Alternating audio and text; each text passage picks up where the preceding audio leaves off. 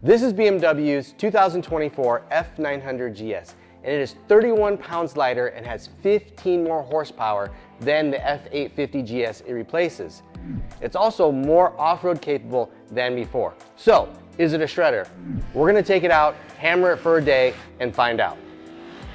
So BMW's F series of adventure bikes have kind of been left behind in the last few years as the midsize ADV class advanced very quickly. They're getting lighter, they're getting more powerful, and the 850 honestly kind of sucked for off-road. For a street bike, it was great, but if you wanted to really hammer off-road, didn't seem to gel with the off-road situations very well. Now, this thing has completely changed. So we're gonna start out with the weight loss. So this thing now weighs 483 pounds when it's full of fuel in this new fuel tank that is 3.8 gallons. But the big part is the fuel tank is now plastic instead of metal. Then you have an all new, thinner, slimmer subframe. This thing loses another 5 pounds. You lose a couple pounds of the new Aquapovic exhaust. And then the engine, there's 15 more horsepower on this motorcycle. So now it's at 106 horsepower. It's a 270-degree crank, so it has a V-twinish character. It's real lumpy, it sounds good. It really, really has changed the character of this motorcycle when you twist the throttle. With that, you've got all kinds of ride modes, just like you've kind of always had with BMW. You've got a rain mode, a road mode, some additional packages that you can buy, like Dynamic, Enduro, and Enduro Pro.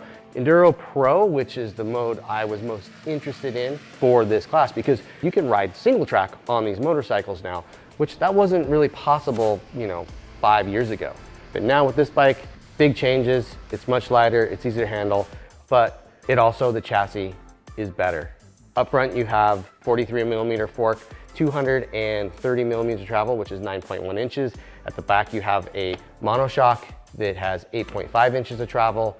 We rode the standard model on the street with the standard suspension. Stock suspension has excellent road following capability. Then in the afternoon, we got to ride GS Trophy version, the white, red, and blue with the Enduro suspension. Has the same amount of travel. It has titanium nitride coated forks that are 45 millimeters instead of the 43. It's got a fully adjustable shock in the rear with high speed and low speed compression damping, preload, and rebound. So everything on this bike, when you go off-road with the suspension package, is controlled. It soaks up the bumps. We rode in sand washes, we rode through some whoops, we rode hard pack, all kinds of situations, and this thing ate it up. One of the things that really helped it off-road is some big changes in the ergonomics of this motorcycle. So in the standard version, the bars are now 15 millimeters taller than the previous 850. And with the Enduro package, it raises it another inch. So you're an 1.5 inches taller handlebar position than before, which is great because now it's upright when you're standing up. It's easy to reach the bars pretty much where you need them. I think they're maybe a little bit too far for me. It makes hills and obstacles a little more work than it should because you're holding yourself up instead of holding onto the bike. But easy to fix for anyone that's, that prefers a further forward bar. But the big change is the foot peg position. Previous 850 was like a street bike.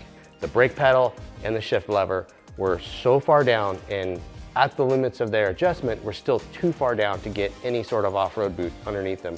Now, they're in the right position. They're easy to reach, they're right at the right height.